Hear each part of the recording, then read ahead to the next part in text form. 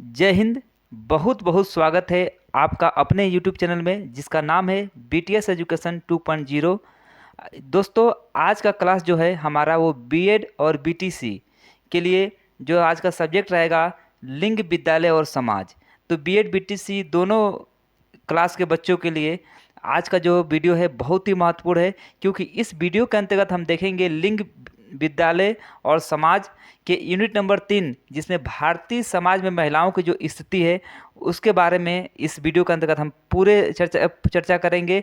जिसके अंतर्गत हम इस वीडियो के अंतर्गत देखेंगे कि भारतीय समाज में महिलाओं की स्थिति से अति लघु उत्तरी प्रश्न के लगभग 80 प्लस क्वेश्चन देखने वाले हैं इस वीडियो के अंतर्गत, जिससे वीडियो थोड़ा सा लंबा हो जाएगा। लेकिन आप लोग यकीन करिएगा कि इस क्वेश्चन से आपका एक भी प्रश्न इधर से उधर एग्जाम में नहीं होगा। तो चलिए आज का क्वेश्चन स्टार्ट करते हैं।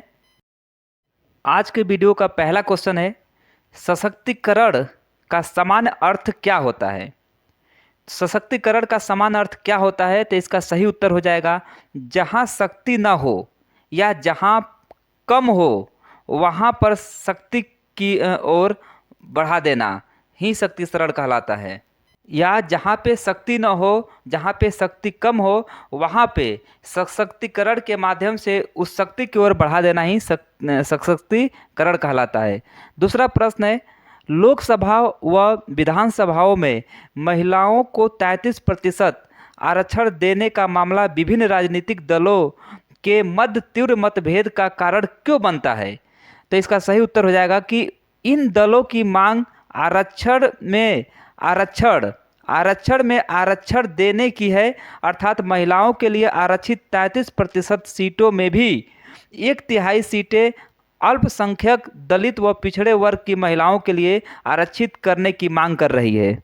अगला प्रश्न नंबर 3 है, सन 1983 में कर्नाटक वह पहला राज्य था जिसमें महिलाओं को पंचायती राज व्यवस्था में 25% आरक्षण देने की व्यवस्था की गई थी। इससे संबंधित कानून कब लागू हुआ तथा उसका क्या परिणाम निकला।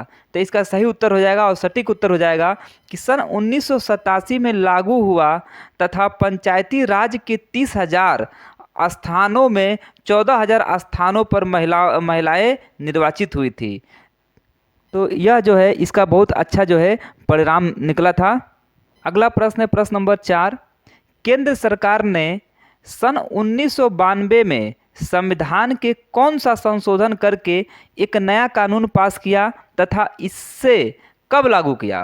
प्रश्न नंबर 4 बहुत ही महत्वपूर्ण है कि केंद्र सरकार ने सन 1992 में संविधान के कौन सा संशोधन करके एक नया कानून पास किया तथा इसे कब लागू किया। तो इसका सही उत्तर हो जाएगा, केंद्र सरकार ने सन 1992 में संविधान के 73वां संशोधन करके एक नया कानून पास किया, जिसे संविधान संशोधन अधिनियम 1992 कहा जाता है। यह कानून 1 जून 1993 से पूरे देश में लागू हुआ, जिससे पंचायती राज व्यवस्था में विभिन्न पदों पर महिलाओं को आरक्षण देना भी सम्मिलित था। अगला प्रश्न नंबर 5 है, स्वयं महिलाओं द्वारा किन अधिकारों की मांग को लेकर आंदोलन किए गए। तो इसका सही उत्तर हो जाएगा कि स्वयं महिलाओं द्वारा किन अधिकारों के मांग के लिए आंदोलन किया गया था। तो पुरुषों के समान अधिकार, महिलाओं का क्या मांग था, पुरुषों के समान अधिकार, आर्थिक स्वतंत्रता, मताधिकार, शिक्षा व प्रशिक्षण की सुविधाओं के अधिकार और व्यक्तिगत स्वतंत्रता तथा वैवाहिक जीवन से संबंधित अधिकारों आदि की मांग को लेकर जो है महिलाएं सब आंदोलन किए थे। अगला प्रश्न नंबर 6 है, दूसरे आंदोलनों से भिन्न नारीवादी आंदोलन की मुख्य विशेषता क्या थी। तो इसका सही उत्तर हो जाएगा कि दूसरों आंदोलन से जो है भिन्न जो है नारीवादी आंदोलन का मुख्य विशेषता जो थी वो पश्चिमी देशों तथा भारत में नारियों के अधिकार से संबंधित अधिकांश आंदोलन का नेतृत्व पुरुषों द्वारा ही किया गया था। ठीक है। अगला प्रश्न है प्रश्न नंबर 7 कि महिला आंदोलन की सक्रियता का समाज पर क्या प्रभाव पड़ा। महिला आंदोलन के सक्रियता का समाज पर क्या प्रभाव पड़ा।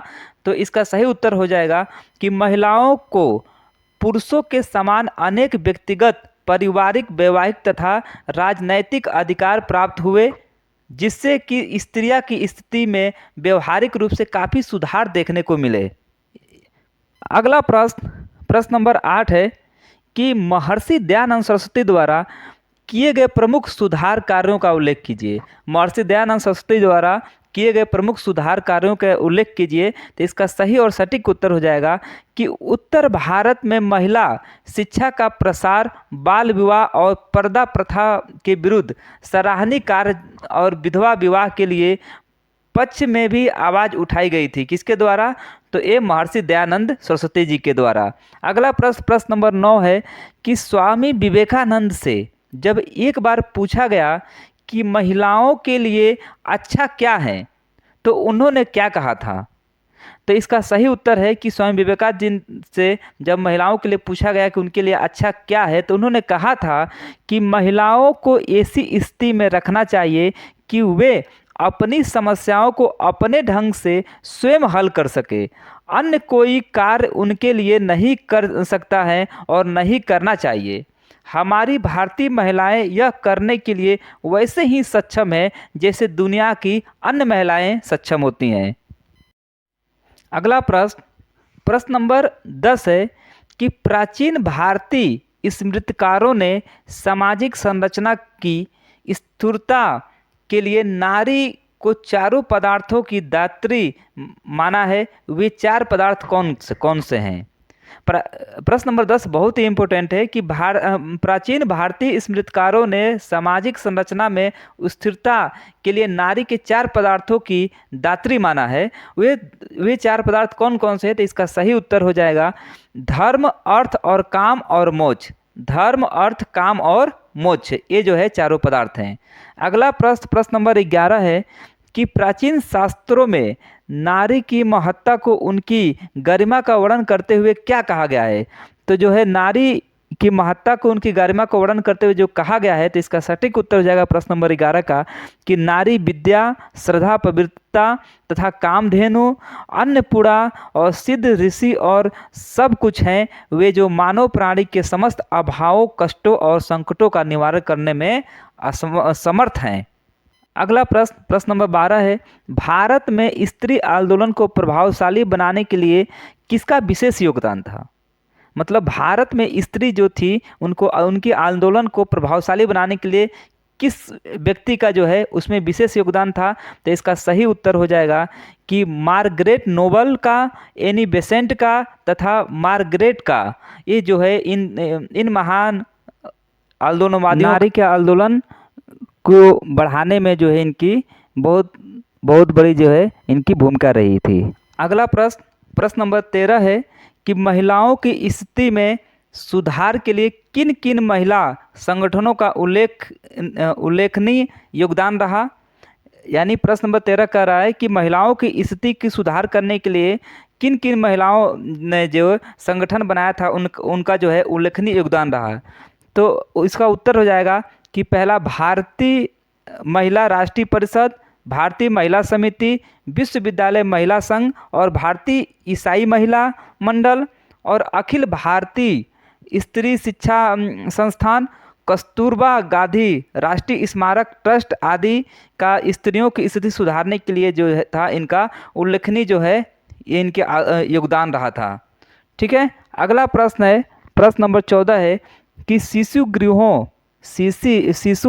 गृहों का व्यवस्था संबंधित कानून क्या है? वह किस सन में बनाया गया था? तो इसका सही उत्तर हो जाएगा कि शिशु गृहों यानी शिशुओं के लिए घर की व्यवस्था संबंधित कानून जो है 1976 में बनाया गया था। इसके अनुसार 30 स्त्री श्रमिकों वाले कारखाने में शिशु गृह का होना जो है वो आवश्यक है। अगला प्रश्न है प्रश्न नंबर 15 कि बाल विवाह निरोधक अधिनियम क्या है? तो इसका सही उत्तर हो जाएगा कि बाल विवाह निरोधक अधिनियम जो है इसके अनुसार विवाह के समय लड़की की आयु 18 वर्ष तथा लड़के की आयु जो है वो 21 वर्ष होनी आवश्यक है। ठीक है। बाल विवाह निरोधक अधिनियम क्या है? तो इसके अनुसार जो है विवाह के समय जो है लड़की का उम्र जो है वो 18 वर्ष तथा लड़के का जो उम्र है वो 21 वर्ष होना जो है आवश्यक था। अगला प्रश्न है प्रश्न नंबर 16 कि विशेष विवाह अधिनियम में महिलाओं का क्या लाभ है? प्रश्न नंबर 16 कि विशेष विवाह अधिनियम में महिलाओं का क्या लाभ है? तो इसका सही उत्तर हो जाएगा कि इस कानून के अंतर्गत स्त्री को यह अधिकार दे दिया गया था कि अगर वह विवाह 18 वर्ष से कम में हुआ है तो वह चाहे तो उस विवाह को रद्द घोषित करा सकती हैं। ठीक है। अगला प्रश्न जो है 17 है, अंतर्विभागीय समन्वय समिति का गठन किसके द्वारा किया गया था या किस लिए किया गया था? तो अंतर्विभागीय जो समन्वय समिति का जो गठन हुआ है वो केंद्र तथा राज्य के स्तर पर महिलाओं के कल्याण के लिए बनाए गए थे, इस अधिनियम का ठीक से पालन कराने के लिए। ठीक है, कि ताकि महिलाओं के ऊपर कोई अत्याचार न हो पाए। अगला प्रश्न आपका प्रश्न नंबर 18 है, स्त्री शिक्षा के लिए लेडी इरविन कॉलेज, स्त्री शिक्षा के लिए लेडी इरविन कॉलेज सन 1932 में दिल्ली में किस संगठन द्वारा स्थापित किया गया था?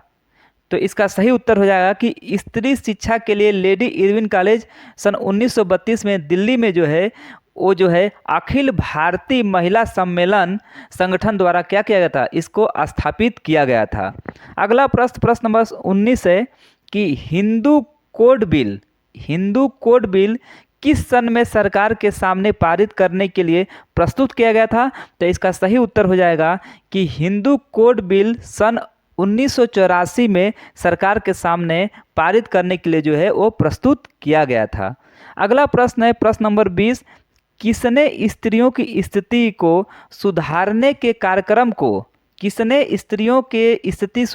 कार्यक्रम को स्वतंत्रता के राष्ट्रीय आंदोलन का एक अंग बना लिया था? तो इसका सही उत्तर हो जाएगा कि राष्ट्रपिता महात्मा गांधी जी ने। प्रश्न नंबर 21 है कि किसी भी देश की परंपराओं में विभिन्नता का कारण क्या होता है? प्रश्न नंबर 21, किसी भी देश की परंपराओं में विभिन्नता का कारण क्या होता है? तो इसका सही उत्तर हो जाएगा उनकी प्राकृतिक स्थिति तथा उनकी भौगोलिक वातावरण जो है किसी भी देश की परंपराओं के विभिन्नता का क्या होता है? कारण होता है। अगला प्रश्न नंबर 22 है कि पूरी दुनिया में सबसे अधिक योग पेशेवर औरतें कहाँ पर हैं? प्रश्न नंबर 22 है कि पूरी दुनिया में सबसे अधिक योग पेशेवर औरतें कहाँ पे हैं? तो इसका सही उत्तर हो जाएगा अपना प्यारा भारत में है। अगला प्रश्न नंबर 23 है कि भारत में औरतों के अधिकारों की रक्षा के लिए कौन सा आयोग बनाया गया है? तो इसका सही उत्तर हो जाएगा कि भारत में औरतों की अधिकारों की रक्षा करने के लिए राष्ट्रीय महिला आयोग बनाया गया है। क्या बनाया गया है? तो राष्ट्रीय महिला आयोग।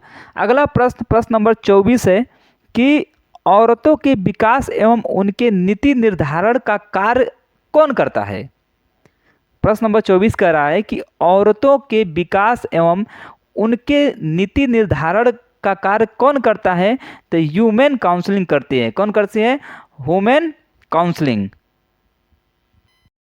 अगला प्रश्न नंबर 25 है कि जब तक महिलाओं की स्थिति में सुधार नहीं होगा तब तक विश्व कल्याण नहीं होगा, किसी भी पक्ष के लिए एक पंख से उड़ान संभव नहीं होगा या नहीं है, यह कथन किस महापुरुष का नाम है? कह रहा है कि जब तक महिलाओं की स्थिति में सुधार नहीं होगा तब तक विश्व कल्याण नहीं होगा, किसी भी पक्षी के लिए एक पंख से उड़ान नहीं होगा, यह कथन किस महापुरुष ने कहा था? तो इसका सही उत्तर हो जाएगा कि स्वामी विवेकानंद जी ने कहा था। अगला प्रश्न नंबर 26 है, आप किसी देश की स्थिति वहाँ की औरतों की दशा को देखकर जान सकते हैं, यह कथन किस महापुरुष का है? प्रश्न नंबर 26 बहुत ही महत्वपूर्ण क्वेश्चन है कि आप किसी देश की स्थिति वहाँ की औरतों की दशा देखकर जान सकते हैं, यह कथन किस महापुरुष ने कहा था? तो यह कथन जो है हमारे देश के प्रथम प्रधानमंत्री पंडित जवाहरलाल नेहरू ने कहा था। तो प्रश्न नंबर 26 का सही उत्तर हो जाएगा पंडित जवाहरलाल नेहरू जी ने। अगला प्रश्न नंबर 27 है, वर्तमान परिवेश में नारी की स्थिति कैसी है? प्रश्न नंबर 27 कि वर्तमान परिवेश में नारी की स्थिति कैसी है? तो इसका सही उत्तर है कि निस्संदेह आज भी वे पुरुषों के अत्याचारों का शिकार हैं। ठीक है।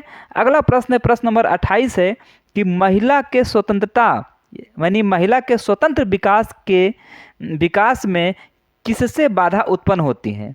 महिला के स्वतंत्र विकास में किससे बाधा उत्पन्न होती है? तो इसका सही उत्तर हो जाएगा कि महिलाओं के स्वतंत्र विकास के लिए जो है बाधा उत्पन्न होती है वह होती है रूढ़िवादी परंपराओं और रीति रिवाजों से। किससे होती हैं? रूढ़िवादी परंपराओं और रीति रिवाजों से होती हैं। अगला प्रश्न नंबर 29 है कि ब्रिटिश काल एवं स्वतंत्र भारत के विभिन्न कानून किसके अंतर्गत आते हैं? ब्रिटिश काल एवं स्वतंत्र भारत के विभिन्न कानून किसके अंतर्गत आते हैं? तो इसका सही उत्तर हो जाएगा पर्सनल लॉ एवं सिविल कोड के अंतर्गत जो है ये सारे जो है ब्रिटिश काल और स्वतंत्र भारत के विभिन्न कानून जो है पर्सनल लॉ एवं सिविल कोड के अंतर्गत आते हैं। अगला प्रश्न नंबर 30 है कि विवाहित महिला की संपत्ति अधिनियम कब पारित किया गया? प्रश्न नंबर 30 है कि विवाहित महिला की संपत्ति अधिनियम कब पारित गया? तो इसका सही उत्तर हो जाएगा कि विवाहित महिलाओं की संपत्ति अधिनियम जो है 1874 में पारित किया गया था। अगला प्रश्न नंबर 31 है कि पुरुषों के बराबर आर्थिक और राजनीतिक सत्ता पाने में औरतों को अभी 1000 वर्ष लगेंगे। दुनिया के 98% पूंजी पर पुरुषों का कब्जा है, इस कथन का उल्लेख किस रिपोर्ट में मिलता है? प्रश्न नंबर 31, पुरुषों के बराबर आर्थिक और राजनीतिक सत्ता पाने में औरतों को अभी 1000 वर्ष लगेंगे। दुनिया की 98% जो है पूंजी पर पुरुषों का कब्जा है, इस कथन का उल्लेख किस रिपोर्ट में मिलता है? तो इसका सही उत्तर हो जाएगा कि संयुक्त राष्ट्र संघ के रिपोर्ट में मिलता है। अगला प्रश्न नंबर 32 है कि विवाहित स्त्रियों के लिए घरेलू कार्यों को करना अधिक उचित होगा अपेक्षाकृत इसके वे भी न थकने वाली मशीनी गति की नकल करे। यह कथन किसका है? प्रश्न नंबर 32, विवाहित स्त्रियों के लिए घरेलू कार्यों को करना अधिक उचित होगा अपेक्षाकृत इसके लिए वे भी न थकने वाली मशीनी गति की नकल करे। यह कथन किसका है? तो इसका सही उत्तर हो जाएगा कि ये जो कथन है वो 10 आवर्स एडोकेटेड का है। किसका है? 10 आवर्स एडोकेट का है। अगला प्रश्न नंबर 33 है कि क्या भारत में शिक्षा नीति स्त्री पुरुष में कोई भेद करती है? प्रश्न नंबर 33, क्या भारत की जो शिक्षा नीति है वो स्त्री पुरुष में कोई भेद करती है? तो इसका सही उत्तर हो जाएगा कि नहीं, भारत में जो शिक्षा नीति है वो स्त्री पुरुष में कोई भेदभाव नहीं करती है। अगला प्रश्न है प्रश्न नंबर 34, सन 1947 में भारत की साक्षरता दर का प्रतिशत क्या था? तो जब हमारा भारत आज़ाद हुआ था उस समय जो थी भारत की साक्षरता दर का प्रतिशत क्या था? तो सन 1947 में भारत की साक्षरता दर का जो प्रतिशत था वो मात्र कितना था? तो 18% था। यानी 18% लोग ही क्या थे? पढ़े लिखे थे। अगला प्रश्न नंबर 35 है कि 2011 में भारत की साक्षरता दर का प्रतिशत क्या था? तो 2011 में भारत की साक्षरता दर का जो प्रतिशत था वो 74.04% था। 2011 में की जनगणना के अनुसार भारत की साक्षरता दर का प्रतिशत क्या था? तो इसका सही उत्तर हो जाएगा कि 74.04% था। प्रश्न नंबर 36 है कि विश्व की साक्षरता दर क्या है? तो विश्व की जो साक्षरता दर है वो है 84%। कितना है? 84%। अगला प्रश्न नंबर 37 है कि सर्वाधिक महिला साक्षरता दर किस राज्य में है और कितनी है? तो सर्वाधिक जो है महिला साक्षरता दर जो है वो केरल राज्य में है और वहाँ पे महिलाओं की साक्षरता दर का प्रतिशत कितना है? तो 91.88% है। कितना है?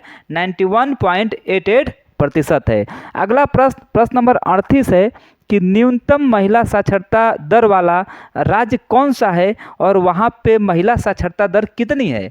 तो इसका सही उत्तर हो जाएगा कि न्यूनतम महिला साक्षरता दर वाला जो राज्य है वो राजस्थान है और राजस्थान में महिलाओं की साक्षरता दर जो है वो 52.66% है। कितना है? 52.66%। अगला प्रश्न नंबर 39 है कि 14 वर्ष तक के बच्चों को निःशुल्क एवं अनिवार्य शिक्षा का प्रावधान संविधान के किस अनुच्छेद में किया गया है? तो इसका सही उत्तर हो जाएगा कि 14 वर्ष तक के बच्चों को निःशुल्क और अनिवार्य शिक्षा का प्रावधान जो है भारत के संविधान के अनुसार जो है इनका जो अनुच्छेद था, अनुच्छेद 45 के तहत किया गया है। अगला प्रश्न नंबर 40 है कि राष्ट्रीय साक्षरता मिशन कब प्रारंभ हुआ था? इसका सन का नाम बताना है कि कब प्रारंभ हुआ था। तो राष्ट्रीय साक्षरता मिशन जो है वो 1988 में प्रारंभ हुआ था। अगला प्रश्न नंबर 41 है कि राष्ट्रीय महिला शिक्षा समिति का गठन कब हुआ था? प्रश्न नंबर 41 कि राष्ट्रीय महिला शिक्षा समिति का गठन कब हुआ था? तो इसका सही उत्तर हो जाएगा कि राष्ट्रीय महिला शिक्षा समिति का जो गठन हुआ था वो 1958 में हुआ था। अगला प्रश्न नंबर 42 है, हंसा मेहता समिति ने अपने सुझाव कब दिए थे या अपना सुझाव कब पारित किया था? तो हंसा मेहता समिति ने अपना जो सुझाव था वो सन 1962 में दिया था। अगला प्रश्न नंबर 43 है कि हंसा मेहता समिति की नियुक्ति किसके द्वारा की गई थी तथा इसका अध्यक्ष किसे बनाया गया था? तो इसका सही उत्तर हो जाएगा कि राष्ट्रीय महिला शिक्षा परिषद द्वारा हंसा मेहता समिति का जो है वो नियुक्ति किया गया था। इसका जो अध्यक्ष था वो हंसा मेहता समिति का अध्यक्ष, हंसा मेहता जी को भी हंसा मेहता समिति का जो है अध्यक्ष बनाया गया था। अगला प्रश्न नंबर 44 है कि सशक्तिकरण का सिद्धांत किससे पोषित हुआ था? यानी सशक्तिकरण का सिद्धांत किससे पोषित हुआ था, किससे आया था? तो इसका सही उत्तर हो जाएगा कि शक्ति से आया था। किससे आया था? शक्ति से।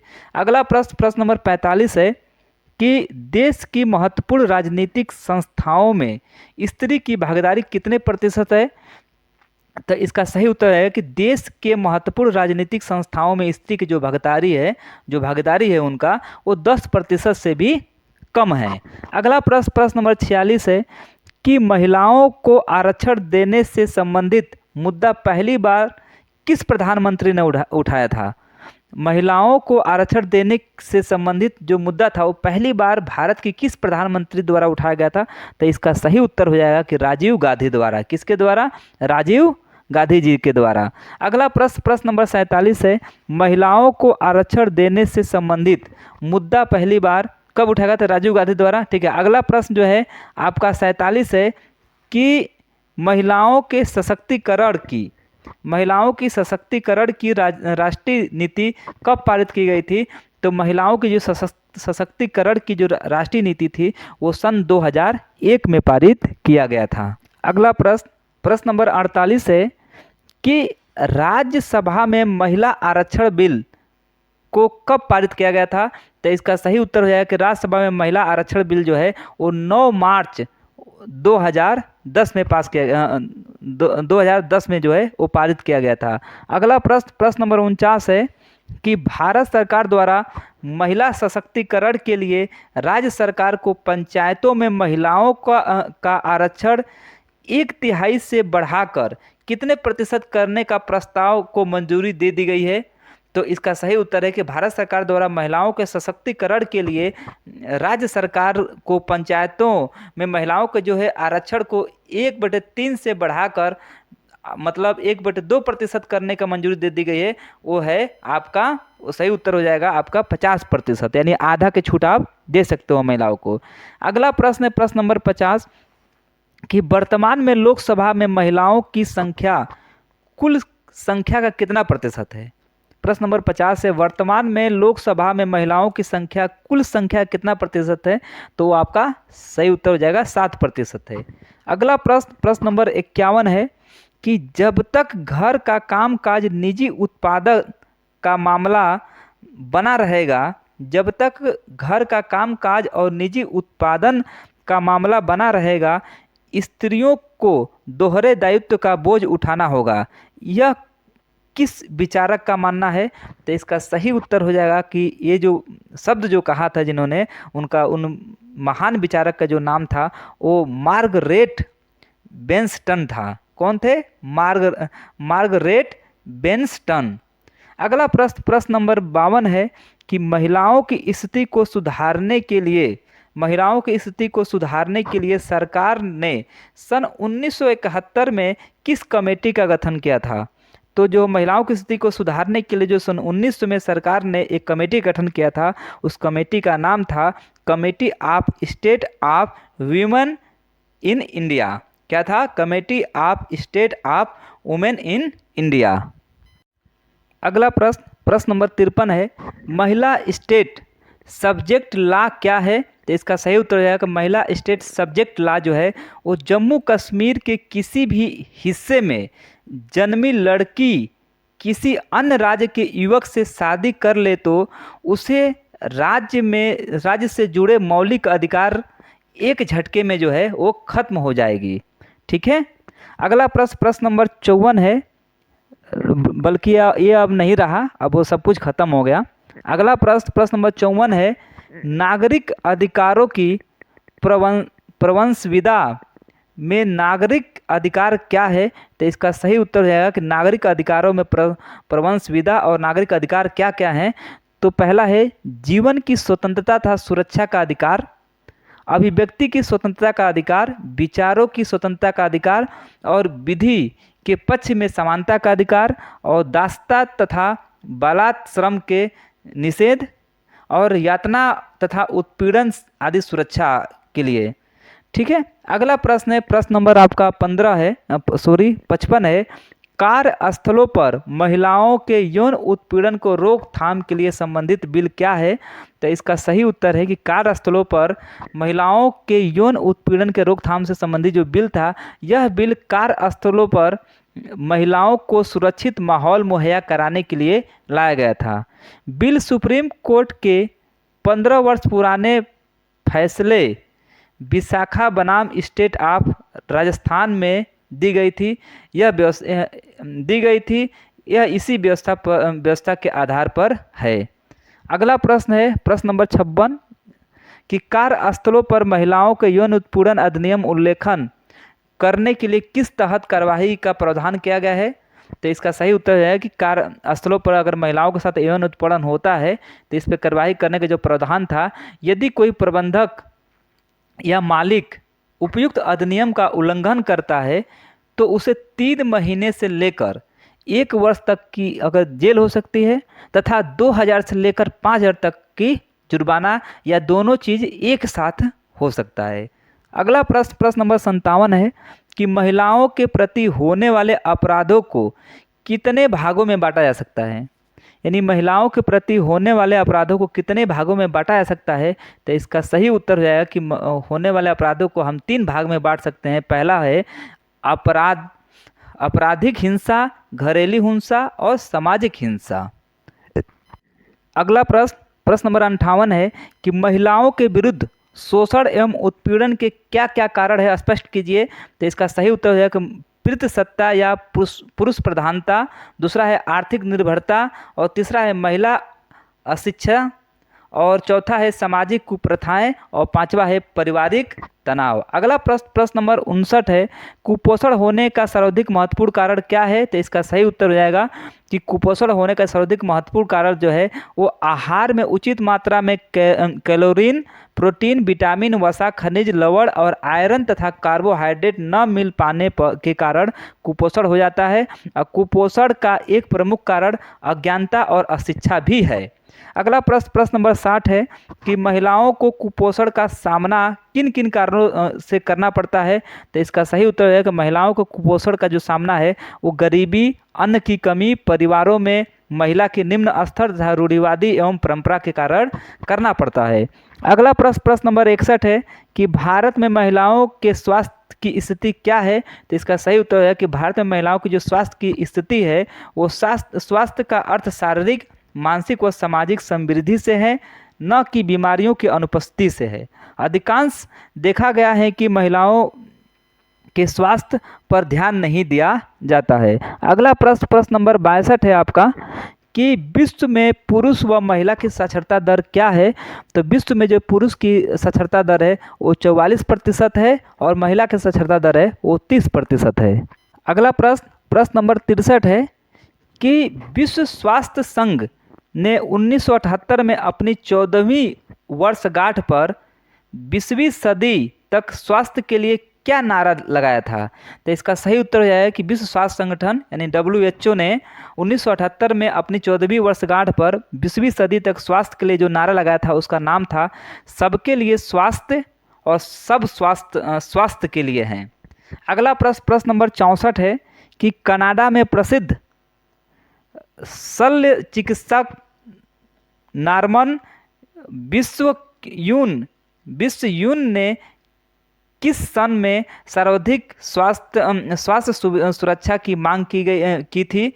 तो कनाडा में प्रसिद्ध शल्य चिकित्सा नॉर्मन विश्वयून ने जो है सार्वभौमिक स्वास्थ्य सुरक्षा की जो मांग की थी वो सन 1936 में किया था। अगला प्रश्न नंबर 65 है कि हमारे देश में कुपोषण के शिकार 1 से 5 वर्ष के लड़कों और लड़कियों के प्रतिशत क्या है? तो हमारे देश में कुपोषण के जो शिकार है 1 से 5 वर्ष के लड़कों और लड़कियों के जो प्रतिशत है वो देश का लगभग 50% लड़कियां हैं और 20% जो है लड़के हैं। अगला प्रश्न नंबर 66 है कि जनसंख्या की दृष्टि से भारत विश्व का कौन सा स्थान है? तो जनसंख्या की दृष्टि से भारत जो है विश्व का दूसरा स्थान है और पहला स्थान पे आपका चीन है। अगला प्रश्न नंबर 67 है कि 2011 की जनगणना के अनुसार भारत की वार्षिक जनसंख्या वृद्धि दर 10 की वृद्धि दर क्या है? तो इसका सही उत्तर है कि 2011 की जनगणना के अनुसार भारत में वार्षिक जनसंख्या वृद्धि दर और 10 की वृद्धि दर जो है वो वार्षिक जनसंख्या वृद्धि दर जो है वो 1.64% है और 10 की वृद्धि दर जो है वो 17.64% है।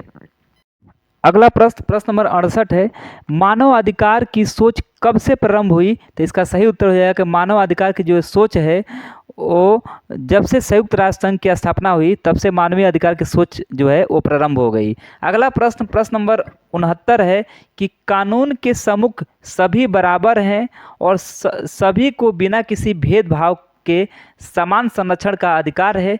इसका उल्लेख कहाँ मिलता है? तो इसका जो है उल्लेख है वो मानव अधिकार घोषणा पत्र में जो है इस उल्लेख को देखा जाता है, यानी मिलता है कि मानव सम्मुख जो है सभी क्या है एक दूसरे के बराबर हैं। अगला प्रश्न नंबर 70 है कि मेरी तीव्र इच्छा है कि हमारी स्त्रियों को पूरी आज़ादी मिलनी चाहिए। यह विचार किस महापुरुष का है? तो इसका सही उत्तर है कि हमारी तीव्र इच्छा है कि हमारी स्त्रियों को पूरी आज़ादी मिलनी चाहिए। यह जो है विचार जो है वो राष्ट्रपिता जो है महात्मा गांधी जी के है। अगला प्रश्न नंबर 71 है कि मानव अधिकारों के बारे में व्यवस्थित रूप से सोचने और उन्हें संगठित रूप देने का पहला अंतर्राष्ट्रीय प्रयास जो है दास्ता के विरुद्ध विश्व सम्मेलन कब सामने आया था? तो इसका सही उत्तर हो जाएगा कि 25 सितंबर 1926 में। कब? 25 सितंबर 1926 में। बाल विवाह अथवा प्रश्न नंबर 72 बाल विवाह अथवा शीघ्र विवाह निराकरण करने हेतु 2 उपाय लिखिए। तो इसका सही उत्तर हो जाएगा कि बाल विवाह अथवा शीघ्र विवाह का जो निराकरण करने का जो उपाय है वो पहला है बालिकाओं को शिक्षित किया जाए और दूसरा है कानूनी व्यवस्था जो है और बढ़ाई जाए। अगला प्रश्न नंबर 73 है कि मानव अधिकारों की पहली सुव्यवस्थित घोषणा कब हुई थी? यानी मानव अधिकारों की पहली बार जो सुव्यवस्थित घोषणा थी वो कब हुआ था? तो इसका सही उत्तर हो जाएगा कि 10 दिसंबर 1948 में। कब हुआ था? 10 दिसंबर 1948 में। अगला प्रश्न नंबर 74 है महिलाओं के कार्य संबंधित नियम कानून क्या है?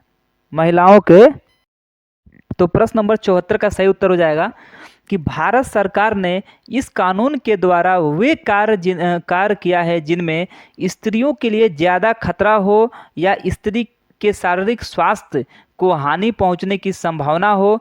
ऐसे कार्यों पर महिलाओं के प्रति प्रतिबंध लगाने की व्यवस्था की गई है। अगला प्रश्न नंबर 75 है कि रोजगार के संदर्भ में लड़कियों के विरुद्ध भेदभाव के नए चिन्हक के रूप में कौन सी भाषा है? तो इसका सही उत्तर है कि रोजगार के संदर्भ में लड़कियों के विरुद्ध भेदभाव के नए चिन्हक के रूप में जो है वो जो भाषा है वो क्या है? आपकी अंग्रेजी है। क्या है? अंग्रेजी। अगला प्रश्न नंबर 76 है कि भारत में लड़कियों से संबंधित केवल 2 कानूनों के नाम लिखिए। तो इसका सही उत्तर हो जाएगा कि भारत में लड़कियों से संबंधित 2 कानून जो है, पहला है बाल विवाह कानून और दूसरा है बाल सुरक्षा कानून। अगला प्रश्न नंबर 77 है कि समाज से आप क्या समझते हैं। प्रश्न नंबर 77, समाज से आप क्या समझते हैं। तो इसका सही उत्तर हो जाएगा कि समाज एक से अधिक लोगों का समुदाय है। समाज जो है एक से अधिक लोगों का समुदाय है से मिलकर बने एक बृहद समूह होता है। यानी समाज एक से अधिक लोगों से मिलकर, एक समुदाय से मिलकर एक बहुत बड़ा जो है एक तरह का समूह होता है, जिसमें सभी व्यक्ति मानवीय क्रियाकलापों को करते हैं, उसे हम समाज कहते हैं। ठीक है। इस वीडियो में हमने देखा कि 77 अति महत्वपूर्ण लघु उत्तरीय प्रश्न। अगर आप चैनल पे नए हैं तो चैनल को सब्सक्राइब कर लें और इस वीडियो को ज़्यादा से ज़्यादा बच्चों के बीच में शेयर करें, जिससे और भी बच्चे इस वीडियो में जितने भी महत्वपूर्ण क्वेश्चन है उसका लाभ उठा सके। तो आपका वीडियो लास्ट तक देखने के लिए बहुत बहुत धन्यवाद। आप मेहनत करते रहिए क्योंकि एग्ज़ाम बहुत पास है, और इस वीडियो के माध्यम से, किताब के माध्यम से मेहनत करके, अब मेहनत से तैयारी करिए, जिससे ज़्यादा से ज़्यादा आप अपने एग्ज़ाम में नंबर ला सके। चलिए ठीक है दोस्तों, मिलते हैं नेक्स्ट वीडियो में। इसी तरह के वीडियो पाने के लिए चैनल को सब्सक्राइब कर लीजिए, बेल आइकन घंटी को ऑन कर लीजिए।